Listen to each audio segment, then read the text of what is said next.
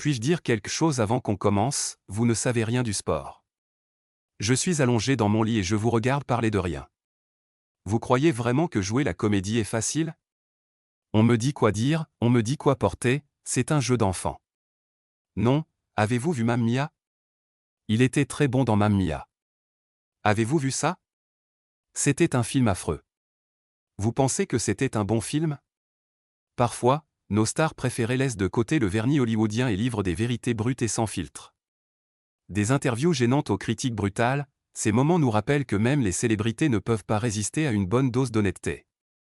Lors de l'émission Late Night with David Letterman de 1982, Christopher Reeve n'a pas hésité à critiquer son coéquipier de Superman, Marlon Brando, lors d'une interview. Je dois dire que je ne dis pas cela pour être méchant, mais je ne vénère pas l'hôtel de Marlon Brando, car je pense qu'il a un peu lâché prise d'une certaine manière. Il pourrait vraiment inspirer toute une génération d'acteurs, mais ce qui s'est passé, c'est que la presse l'adorait, qu'il soit bon, mauvais ou indifférent, alors il s'en fiche maintenant. Et je trouve juste que ça serait triste d'avoir 53 ans, ou peu importe son âge, et de ne rien en avoir à faire.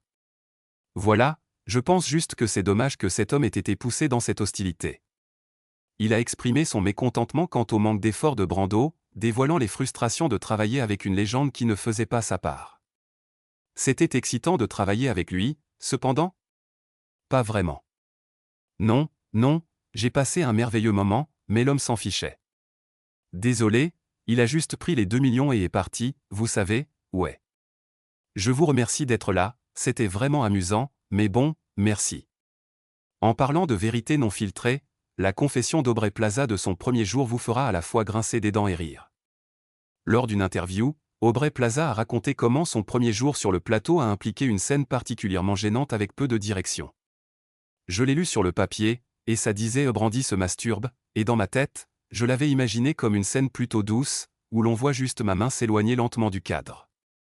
Le cadre s'arrête, et puis la main, oui, et ensuite ça laisse place à l'imagination, oui, c'est ce que je pensais.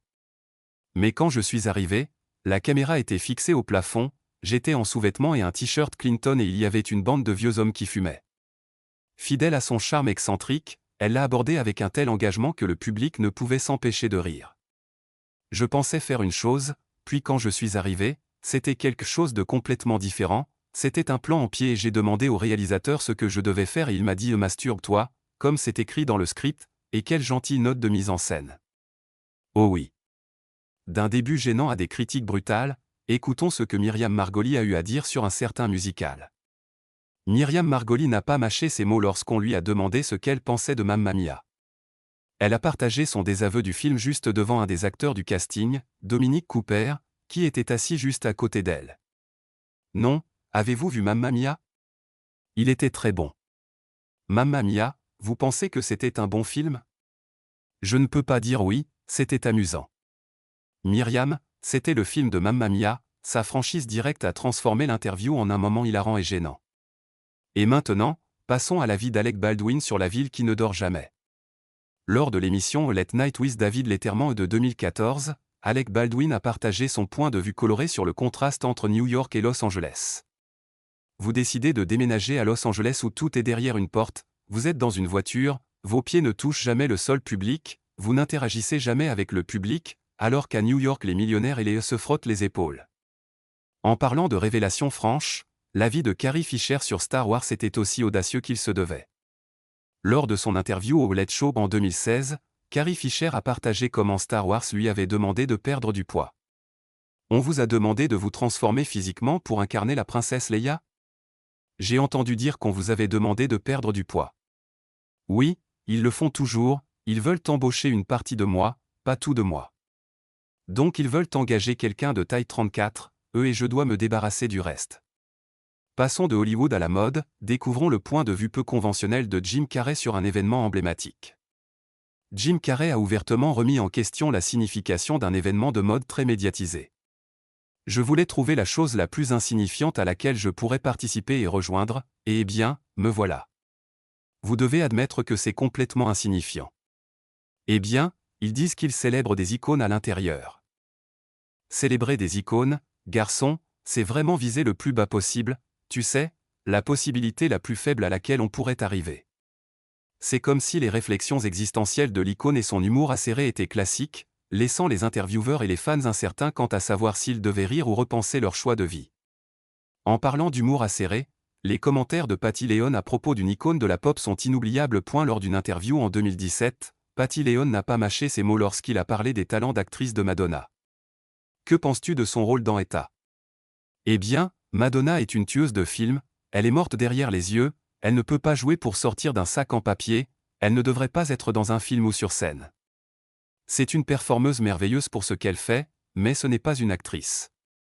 Ces remarques brutalement honnêtes ont ajouté un nouveau chapitre à sa longue histoire de commentaires sans compromis. Pendant ce temps, Timothy Oland a adopté une approche plus légère en se moquant de la profession d'acteur dans son ensemble. Timothy Oland a plaisanté sur la simplicité d'être acteur. Jouer, c'est facile, c'est ta citation de Tim Oland, tu crois vraiment que jouer est facile?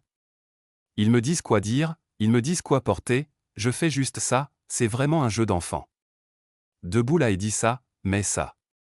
Ces commentaires sur le jeu d'acteur ont donné un regard rafraîchissant sur un art souvent trop romantisé.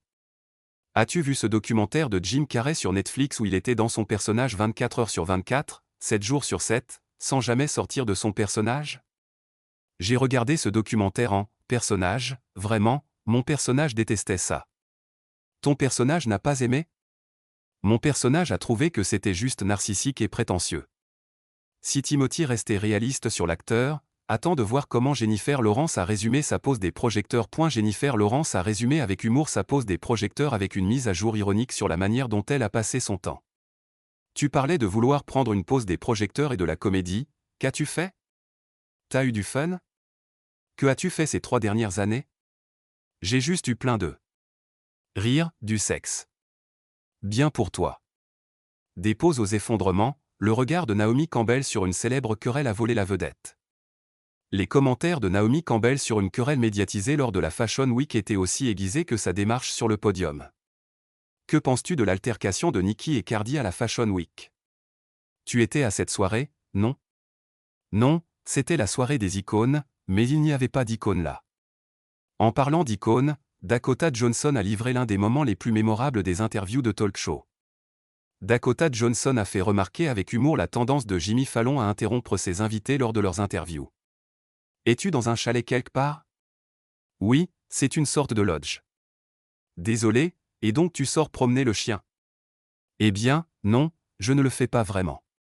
Ils acceptent les chiens à l'hôtel, non? N'es-tu pas censé faire parler les gens dans l'émission? Ce moment spontané a mis en avant son esprit vif et sa capacité à contrôler la conversation. Et juste au moment où tu pensais que Dakota en avait fini avec son honnêteté, elle a confronté Ellen DeGeneres. Dakota Johnson a corrigé Ellen DeGeneres lors d'une interview en direct au sujet de son invitation à sa fête d'anniversaire, créant l'un des moments les plus gênants et pourtant divertissants de l'histoire des talk shows. Comment était la fête? Je n'étais pas invité, en fait. Non, ce n'est pas la vérité, Hélène, tu étais invitée l'année dernière. Non, la dernière fois que j'étais dans l'émission, tu m'as donné des tas de reproches pour ne pas m'avoir invité, mais je ne savais même pas que tu voulais être invité. Eh bien, qui ne veut pas être invité à une fête? Eh bien, je ne savais même pas que tu m'aimais. Passant des interviews gênantes aux monologues sans excuses, Ricky Gervais a fait sensation lors des Golden Globes en 2020. Ricky Gervais a utilisé sa plateforme en tant qu'hôte des Golden Globes pour se moquer de l'hypocrisie d'Hollywood. Si vous gagnez un prix ce soir, ne l'utilisez pas comme une plateforme pour faire un discours politique.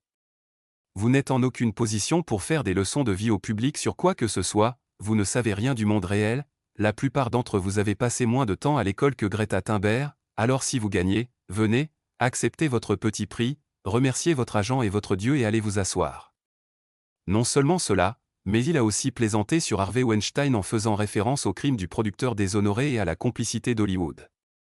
Notre prochain présentateur joue dans Bird Box sur Netflix, un film où les gens survivent en agissant comme s'ils ne voyaient rien.